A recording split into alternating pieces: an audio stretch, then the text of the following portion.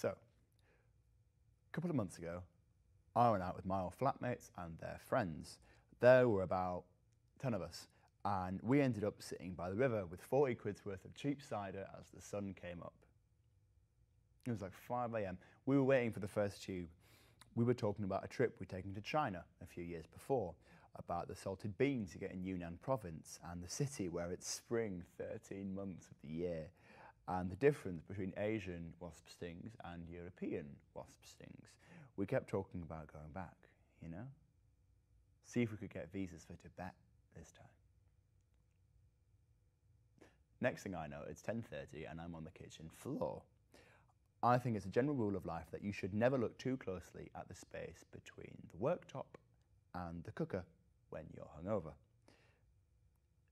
It's just a bad idea. Hell, maybe it's just as bad sober, but you know, at 10:30, the morning after the night before, who needs that shit?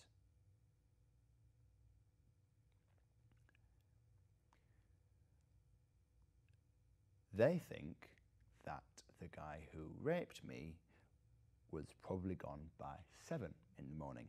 He was like a friend of a friend, only none of us really knew him. And the timeline is kind of fuzzy because I was so out of it. They know because the guy who did it was actually in work the next morning at 8:30, so the police figured it had to have happened before that.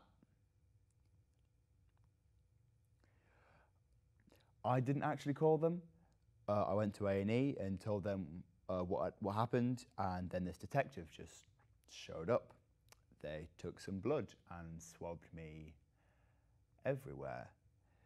Then they wanted to stick this thing up inside me to look for DNA. It was like a cotton bud coming out of a water pistol, and I was just like, fuck that. Actually, I may have cried a little. So they just did the swabs.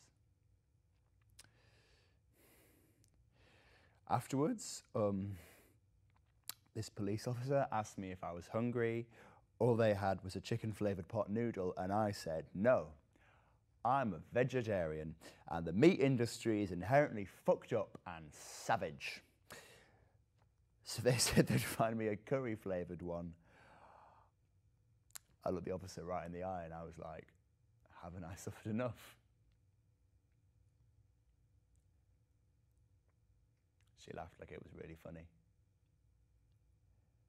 Maybe if that's your day job, shit like that, you'll laugh at anything you can.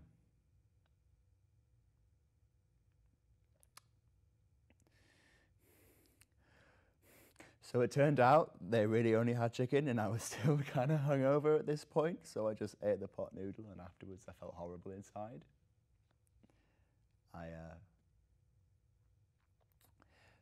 I haven't had a pot noodle from that day to this.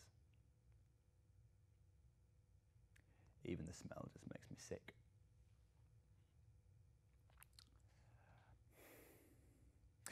I guess the moral of this story, the moral of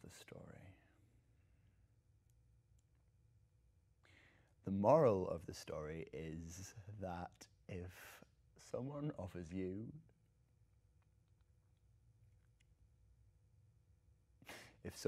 you a chicken pot noodle and they won't take no for an answer, then it's not your fault, and no one has the right to put you in that kind of position.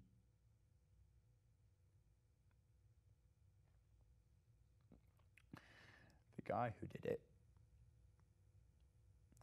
they arrested him, but then there was a whole thing about interviews and court appearances and stuff, so I just